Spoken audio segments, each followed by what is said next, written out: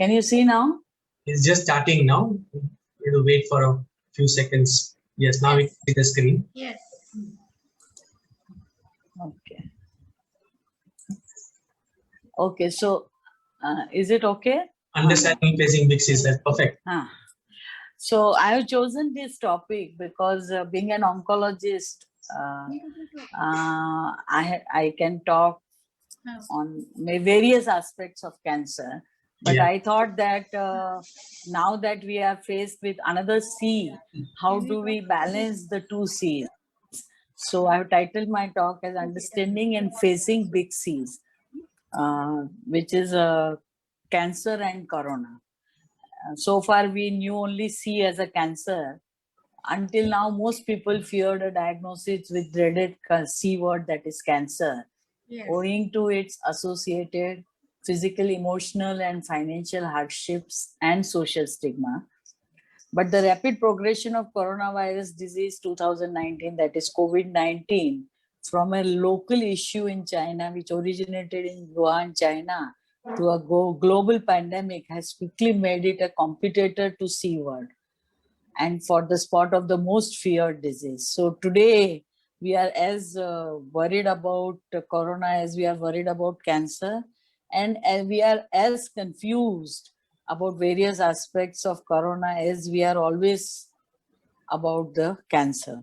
So we will try to understand the basics of both the things and how in cancer world, that is an oncology sphere, we are trying to balance and treat and stabilize the whole scenario together, cancer and corona. So when it comes to understanding cancer and word cancer is spelled out, there are so many questions which come to everyone's mind. That what causes cancer, what is cancer, how is cancer diagnosed, can cancer be prevented, and what is the link between genes and cancer.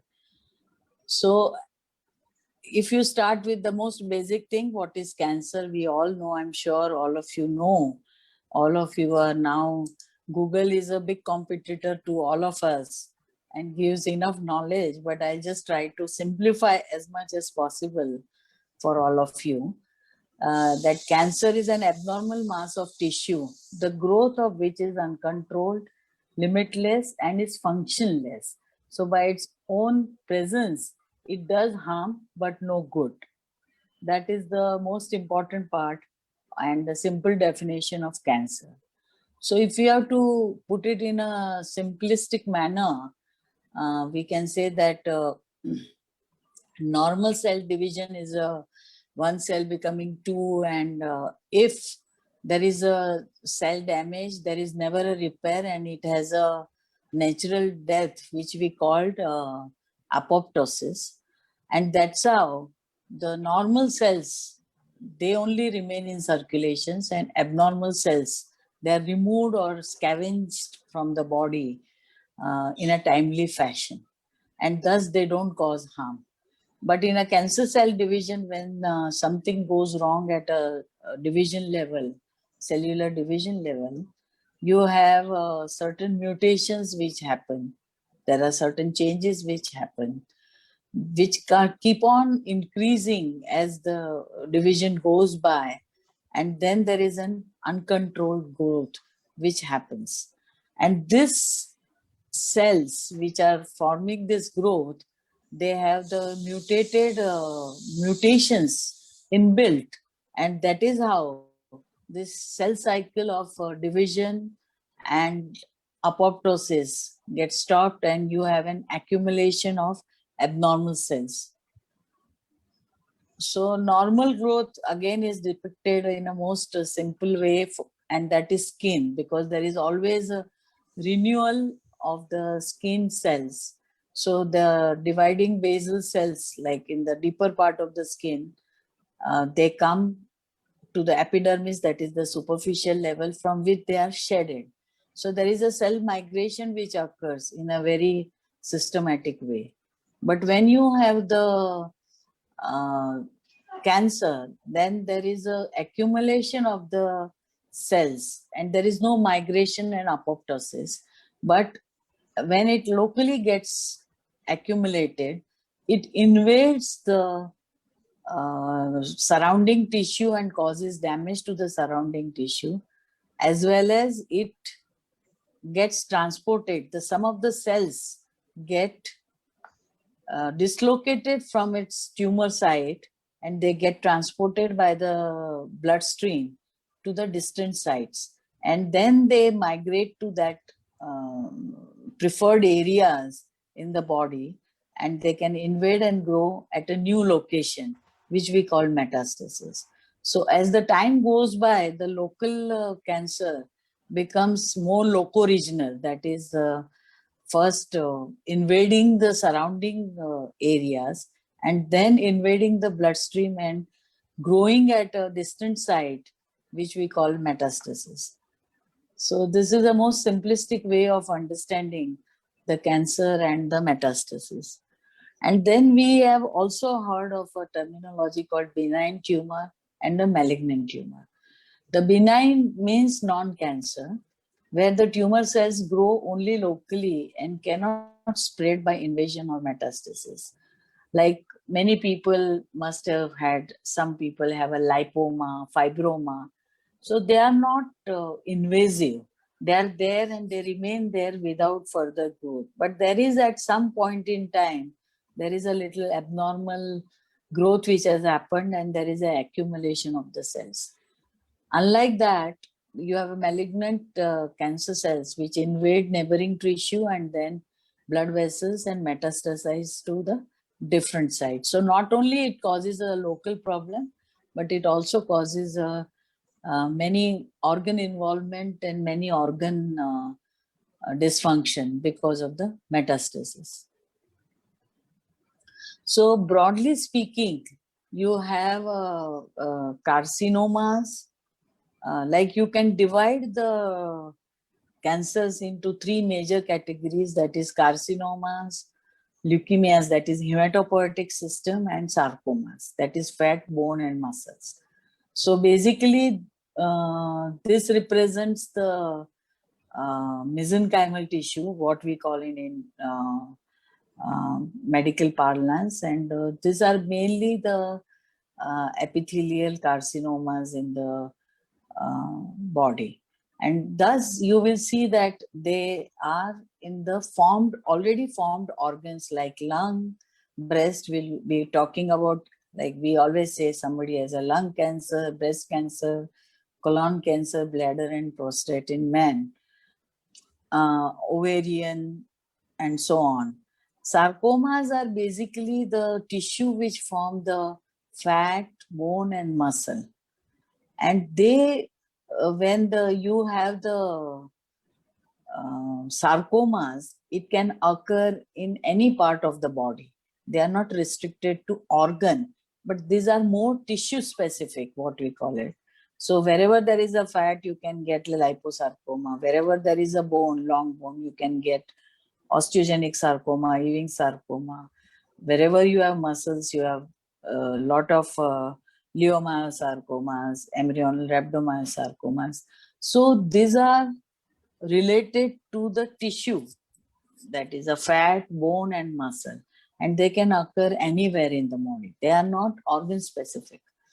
And so is with the leukemias and lymphomas. Basically, the hematolymphoid is the term which we use for this whole system of blood forming tissues, blood forming and immune system tissues. The blood is formed, our blood is formed, that is called hematopoiesis, in the bone marrow of the long bones. And lymph nodes that we have, they are our immune checkpoints, like they are like our police frontline workers, which have the whole immune system within it to fight any infections from outside. And thus, these two together, they give rise to either leukemias and lymphomas. And this is a very large, again, here you don't have a concept of metastasis and all that. Basically, because leukemias are bloodstream diseases, and you have that types of leukemias, but not the stage of leukemia. In lymphomas, also there are lymph node involvement, and here you have a different groups of lymph nodes being involved, and there you will have a staging depending on the how many groups of lymph nodes are involved.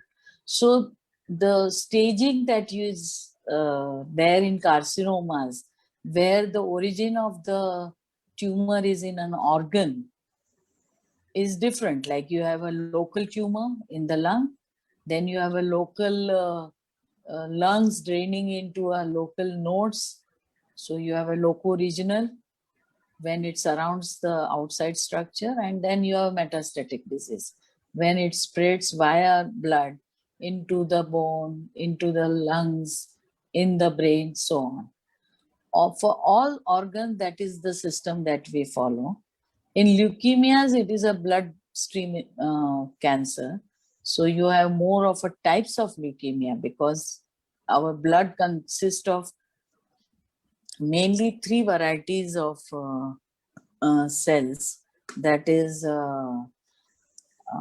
red blood cells, white blood cells, and platelets. So you can have the affection of any of these 3 main lineages, and you can have different types of leukemia. And also then there is a 2 categories. One is acute and one is chronic. The acute one, it comes very fast and is a very very fast growing disease, and if not diagnosed and treated in time, it is very fatal in few weeks. While chronic, they, like you must have heard of chronic myeloid leukemia and the bullet therapy, that is the Gleevec. They go on for a very long time, and that is why they were called chronic leukemias. But they are not very curable. While the acute leukemias, if treated, diagnosed properly, treated properly, they can be considered as one of the curable diseases. So this is the most common type of cancers and how we group them under various categories. And there is even children do get cancer. There is another surprise which many people feel, that why should children get a cancer? But children do get cancer. And generally in childhood cancer, you will have more of a non-carcinoma type, that is a hematopoietic, lymphatic, all this tissue involvement, and that is why you have more of leukemia, lymphoma, brain tumors. And they are generally very well disseminated, what we call a diagnosis. And therefore, early detection is mostly accidental. There are no warning signs which are generally present to guide you or govern you or tell you that you should go and have a checkup, unlike adults. But the beauty of this childhood cancer is that because they are rapidly proliferating cells, the chemotherapy is the main treatment things, and it's very effective and they are highly curable. While in adult cancer, we talk about the primary sites like breast, lung, colon, prostate, uterus, and then you have a regional involvement and then metastatic disease. And then there are early detections possible through screening, and this improves with education and screening. So what are the causes of what are the things which cause cancer? We say that there is a inbuilt hereditary, then how you look after diet and hormones. This is a intrinsic mechanisms. And then from outside you have chemicals, viruses, bacteria, and radiation. They can cause put together. It is never a single thing which causes cancer. It is how the interaction between the host, that is the person, and the external factors, how they react to give rise to a cancer.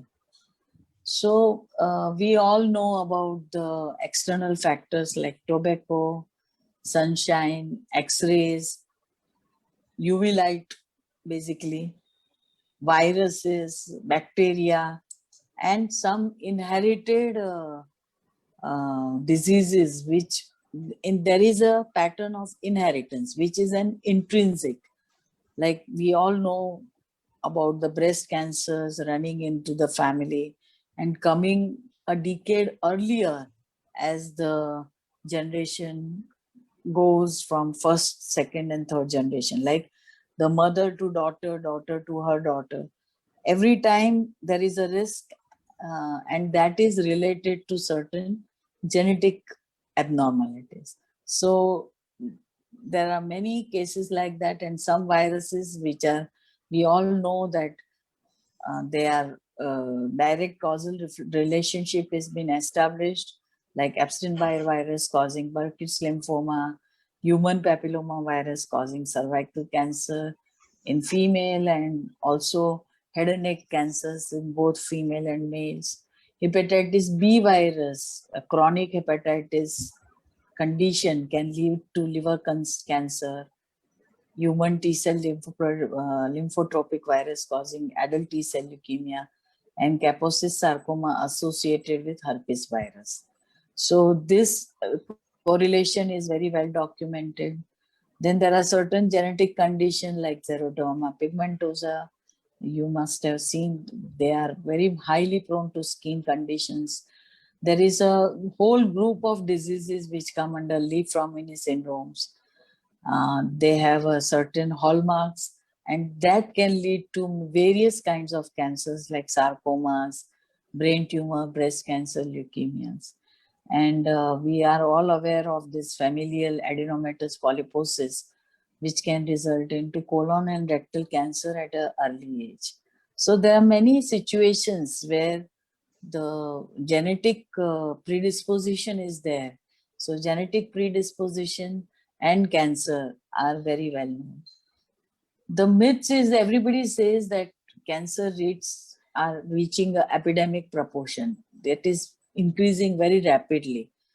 But we have to say that, like, this has been the fact. Like when colon cancer deaths per 100,000 men, age adjusted, when you see that, it has not changed much over a period of time. So you have a better diagnostic tools, people are getting more aware, and there are all efforts in that direction to have the diagnosis and treatment. And therefore, the cancer related deaths are not increasing. That's a good thing. Even though you may hear of a more diagnosis, you have a better way to treat, and that's why deaths are not increasing as much as the number of active cases that you hear of.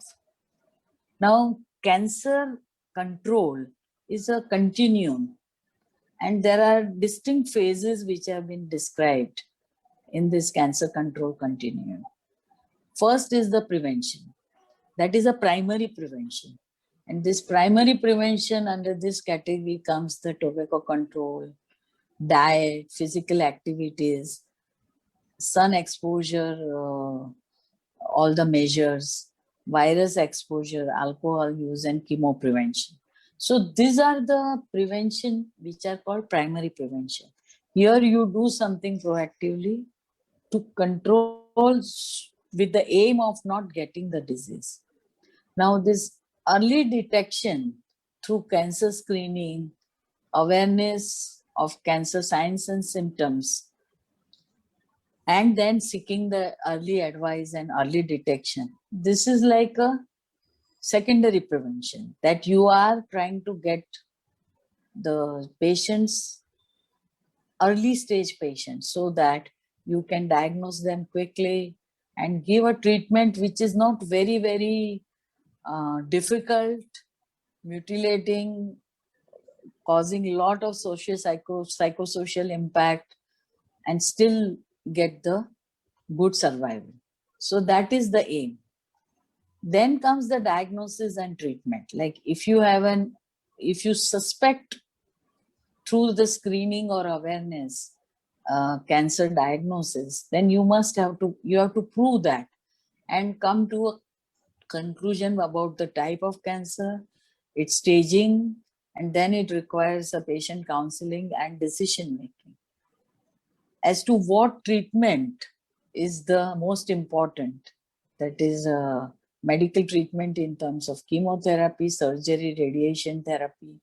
And these are done based on the years and decades of scientific research as to what is important. And now you must be hearing a lot about a precision oncology. So precision oncology comes because our diagnostic tools have become more refined in terms of molecular diagnosis, and the mutations which I had shown you in the first two slides, which lead to eventual development of cancer. Now we are working at that level to find out which are the mutations and what are the pathways these cells follow, and try to block or change the basic problem, that is the basic issue of mutation and the biochemical and metabolic changes it brings about at a cellular level. So that is the precision oncology today. Like chemotherapy, as we all know, is a use of chemical drugs to kill the cells.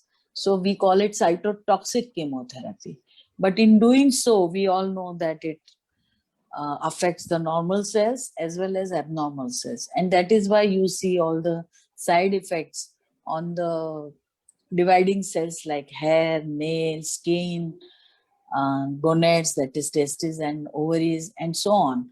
So they are not without a harm. Similarly, surgery, when you do a surgery, you remove the organ. It is a difficult proposition. Similarly, radiation therapy also in itself does the more harm.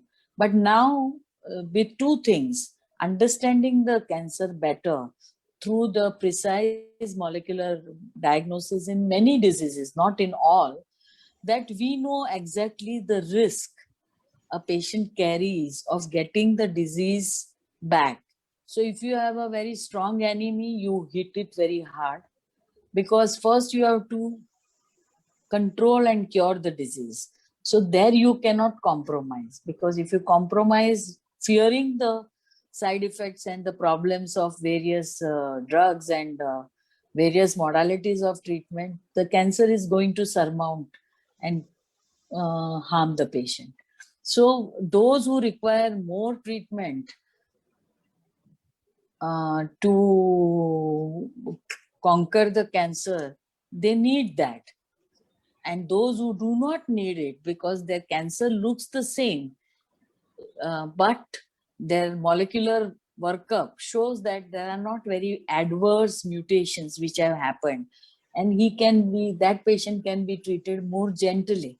So you can modulate your treatment as per the risk stratification, which basically comes from the diagnostic abilities. And this is a very important aspect which I want to convey to everybody, that there are certain lab tests and there are certain things. Cancer, when somebody says that we suspect cancer, everybody takes that as an emergency. But cancer is never an emergency. But it is definitely a time to have a precise diagnosis with a correct staging procedures like PET-CT, CT, which you are all aware of, and have this precision diagnostic tools also available. Now, many more are coming up. Even in India, we have access to a lot of them. And that can give you the precise way we should be treating, neither more nor less, so that we have a correct treatment being given to a given patient with the aim of cure. And when this kind of diagnosis and treatment are available, you will see larger proportion of patients getting cured. And then you have an issue of survivorship. So long-term effects or long-term follow-up of these cancer survivors for the late effects of the management, the rehabilitation, their coping mechanisms, and their health conditions through the life becomes a very, very important aspect. There is never 100% with the best of the efforts, and you have a situation of some people coming up late at diagnosis where the treatment is not going to make impact, or on treatment they progress and the disease comes back, and then you have to have the component of end of life care, that is a palliative care. And this is also as important as treatment and survivorship, because to go from with a dignity is the most important, without a pain. This is the most important aspect of cancer care control. One minute. Why it is hung? Hello, excuse me. Yeah, we can hear. No, you can hear, but I can't move my slides. No, right now it just moved. No, so I have to go back. Okay. So I would now, as an oncologist, so as you can see in this, there are many aspects. Diagnosis and treatment comes under the purview of cancer centers or oncologists. But before and after these two aspects, you have more of a societal involvement. And that is why you will hear a lot of non-governmental organization coming in picture in recent times because of this awareness that they take care of many other aspects which are associated with prevention, early detection, survivorship, end of life care. Even during diagnosis and treatment, the financial aspect which you need to look into because of the high cost of the therapy and diagnosis. So that is how I have been associated as an oncology professionals while I was at Tata only, with Indian Cancer Society, which has been established way back in 1951 by visionary Dr. B.J. Jasawala, who was the director of Tata Memorial Hospital. And this was the first voluntary non-profit national organization. And through the decades of service, ICS supported and championed very important aspect of cancer care, that is knowledge and awareness, screening and detection, supported cure and treatment through financial support, and this survivorship and rehabilitation is a relatively new concept. Still, there are certain branches or certain units of Indian Cancer Society which looks into the palliative care also, but not all. So at Bombay, we don't have a palliative care unit, but in Bangalore branch, we have a very, very beautiful and nicely run hospice care for terminally ill cancer patients. The basic concept of awareness is not to give the lectures about cancer, but to take away the fear of cancer. And that is why the tagline that we use is cancer se daro nahi, raho do kadam aage. Now, how to go ahead of the cancer is through sahi jankari, that is the right information, स्वस्थ जीवन, नियमित जांच और संरक्षणों पर नजर. So लक्षणों पे नजर. So basically, these are the four pillars on which comes the empowerment of any society by which they can fight cancer and remain ahead of cancer in their fight. And the correct information only will keep you ahead of this cartoon. These are the awareness things which we are putting up in the Dainik Bhaskar. From last 1 year, we have been putting this, Raho do kadam aage. Raho cancer se do kadam aage. So this is 1 minute. So how to avoid tobacco, how to look after the nutrition, how to look after the weight, over obesity, physical activity, and good sleep. These are all the points which are stressed. And when you see the symptoms, don't neglect them. Go to your doctor. It may not be cancer, but don't neglect them. And these are the 7 warning signs which we are all very much aware. A change in bowel or bladder habits, a sore throat that does not, a sore, that is the ulcer which doesn't heal, unusual bleeding or discharge from any opening in the body, unexplained weight loss and loss of appetite, difficulty in swallowing or chronic indigestion, lump anywhere in the body, a nagging cough. And being a pediatric oncologist, I'll say that these are the things which are applicable to adults, but not to children. In children, the symptoms are very mundane and like a telltale symptoms are not there because as I had explained to you, they are pertaining to the tissues and they occur anywhere in the body. So you don't have a symptoms which pertain to a given organ. Like a child will just present with a fever, unexplained weight loss. Sometimes they can have the abdominal distension and somebody can palpate and say that, yes, there is a lump. So there are many symptoms in children which can go to, and that is why we promote this teaching into the pediatric community as to how the pediatricians have to be aware of this not very specific signs and symptoms, but the things, red flag signs, which can point to cancer.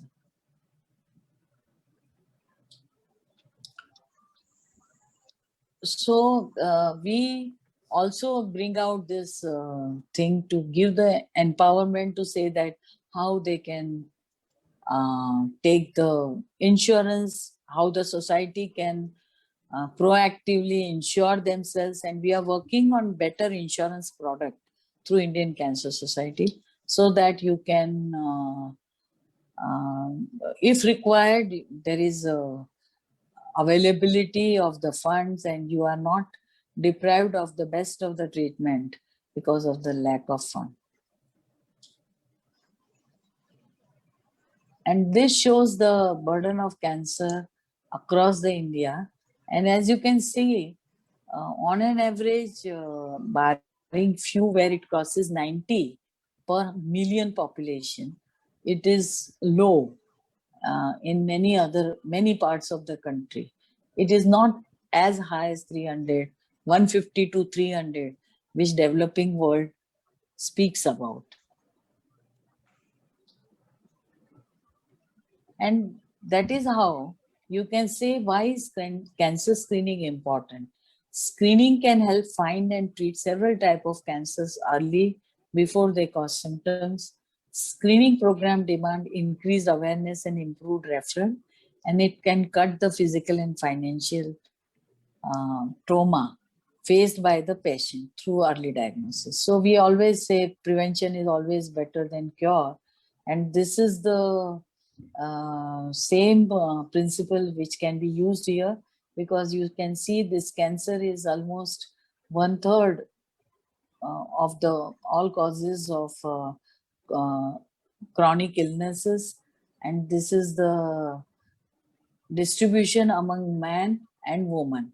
This is all ages, and as you can see in males, it is basically the oral cavity cancer and lung cancer because of the tobacco related habits, which are the most common. And in women, it is mainly the cervical cancer and breast cancer, which forms the major chunk of the cancers. And screening is not simple. Put up a camp and call the people. It requires a lot of, lots of planning, because it requires pre-screening, it requires a lot of organizational capabilities, because there is a sign, you have to sign up with MOUs, sign up MOUs with NGOs, governments, donors, diagnostic lab tie-ups. So it requires a lot of organizational work. Then there is a pre-screening activities which go on. Then actually screening happens. And post-screening, it is equally important to find out as to which are the suspect cases or which are the positive cases, and then follow them through and put them for the diagnosis, for further diagnosis and treatment. Because you just do the screening and you don't take it to a conclusion, it doesn't serve the purpose. And then we can do only the advocacy for something like HPV vaccination for cervical cancer and some of the related oral cancers, because still it is not really, it is proven that HPV causes cancer, but there are many other ways of decreasing the cervical cancer, like menstrual hygiene and so on, which can decrease the cervical cancer. So whether only HPV and not taking care of other aspects of genital hygiene, menstrual hygiene, and many other things, does it really help? That is a question. So first thing first, the basics, when you get the lady for screening, the important aspect is first you have to teach or talk about all these important things which are in their hands, and then introduce the subject of HPV vaccination. HPV vaccination alone is not going to serve the purpose. And it is very costly. So it's not a part of the universal immunization program. So I have already explained to you that how the treatment today is a multimodal treatment. Cancer, surgery, chemotherapy, radiotherapy, diagnostic, precision diagnosis, all are equally important. And then we look at the patient, do complete staging, procedures, proper diagnosis, and this explains that how is the biopsy analyzed for various things. Initially, it was just the pathology, and now more and more of this molecular pathology and precision diagnostic things are getting available. Proteomic profile, genomic profile, and so on. And then you institute therapy in sequence, monitoring of the progress, supportive services, and long-term follow-up of this patient is equally important. This is just a cartoon emphasizing the same point. And as the survival becomes more with any treatment, whether it is children or adult, and the aim is complete cure and not just freedom from cancer.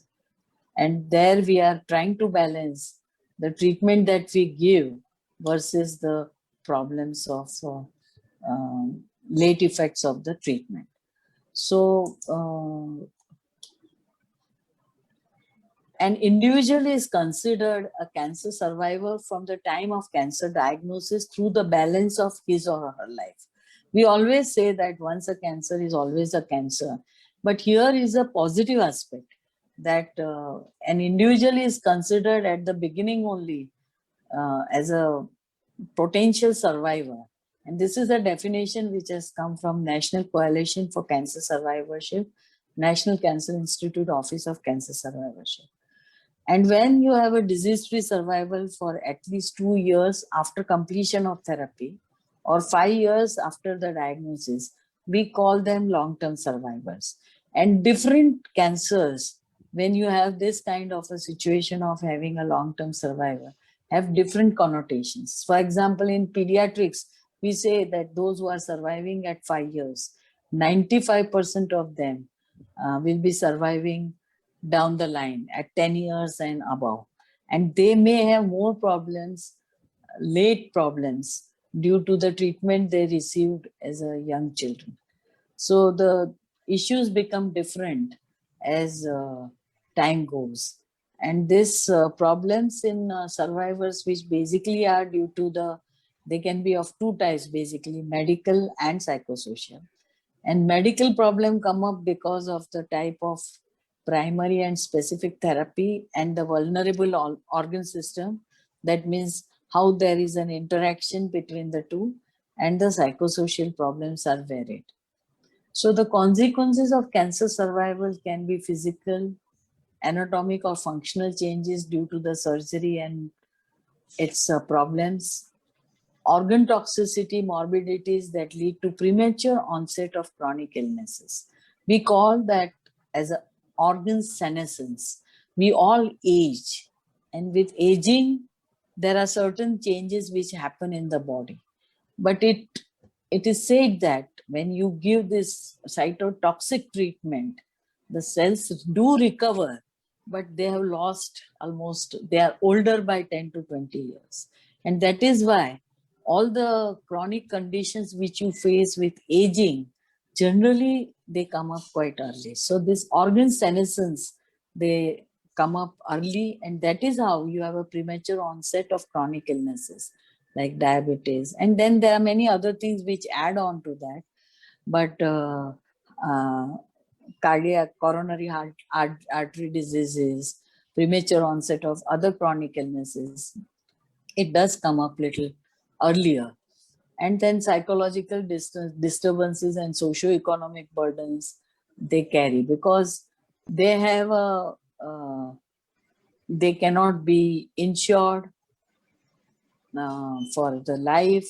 The medical insurance is a difficult, so they always live. And on one side you have always a sword hanging on your head to say that will the disease come back, and if it comes back now, having known that you have one disease, there is also an increased risk of second malignancy. So if you get, how will you cope with that, or who will look after the next socio-economic burdens? So all this is a big issues, and that is why the survivorship, so the treatment doesn't end at the completion of treatment, but you have to carry them through the life of the whole thing. So these are the survivorship issues. We are still struggling with the treatment, so they are not channelized through structured survivorship program, and there is no national or state level policy. And this there is no database to measure the outcome of cancer. So these are all the important issues which are now getting refined and talked about, because now we are getting more survival. When I started my career, my struggle to begin with was to have the proper treatment, to see that you bring the disease under control and you have a survival. And now I have a different challenge to face, that how to look after the survivors. And that is why we have started the survivorship program at Indian Cancer Society. So now we come to short, I will tell. You are reading a lot about COVID-19, and I'm sure it is an evolving subject. I feel as if I am at the beginning of my career in COVID-19, as I was in 1980s with my cancer encounter. So we are all learning, and I'll just touch upon the important 2 or 3 points here. We all know the coronavirus disease or COVID-19 has been caused by,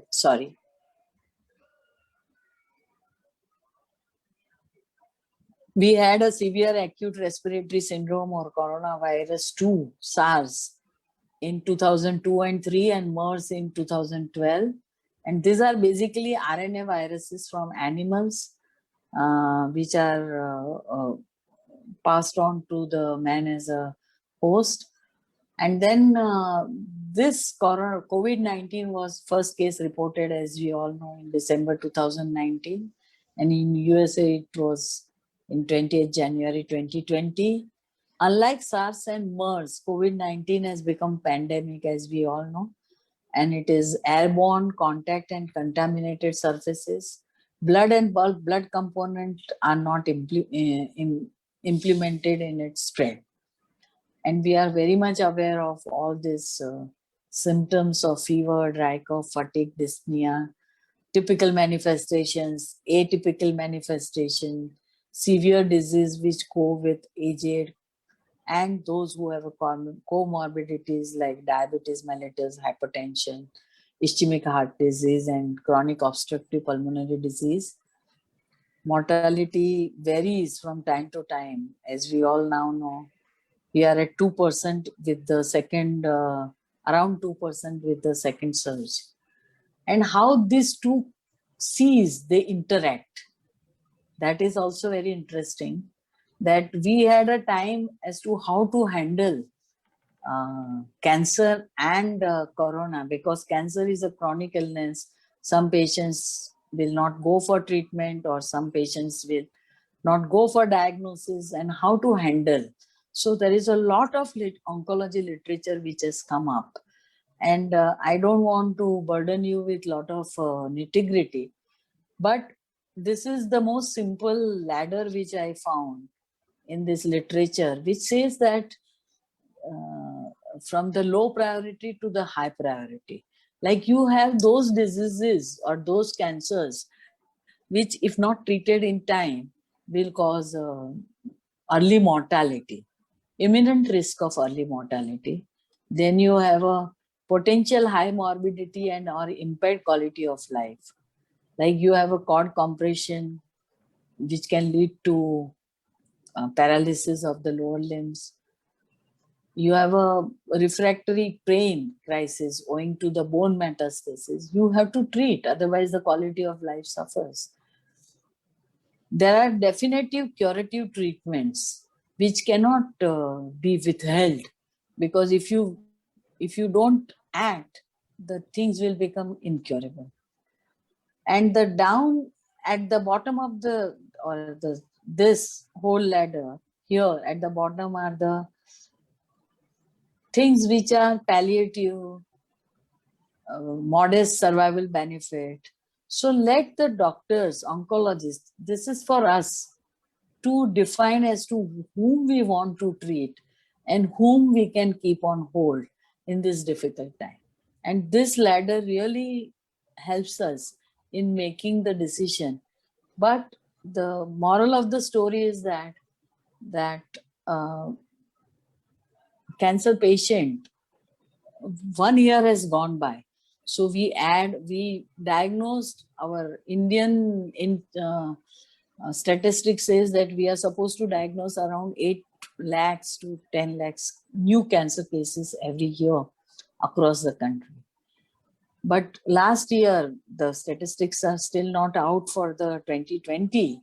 There is a lag period of 2 years to tell you, even based on the hospital registries and population-based registries, as to what was the diagnosis and how many patients really reached the centers. But we have all felt the impact of that, sitting into the cancer units, that people have been very hesitant to go to doctor.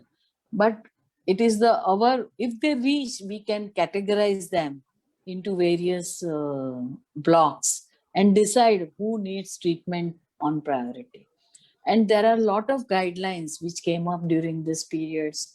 All of us worked on it. Like Tata Memorial Center was at a forefront to give the guidelines on how a cancer center should respond to the needs in this COVID-19 pandemic. We also came up through the Indian Society of Neuro-Oncology. We came up with the guidelines that how in brain tumors we should tackle in neuro-oncology during this pandemic. So a lot of efforts are going on in this direction. But after all, it is really, we have learned a lot as an oncologist from infectious disease specialist as to how to tackle the situation. How do we go about? We can't stop, and we all know that corona is here to stay. And we had become little complacent in December, January, and we see the surge again, second wave. And people are predicting third wave and so on and so forth, till you reach the herd immunity, and again we are back on track. Till then, we have to manage both the Cs hand in hand. So it is only the teamwork between all of us who are enlightened citizen plus enlightened oncologist working together as a team, which can give us the result or allow us to attain the results which otherwise we won't be able to attain. Thank you.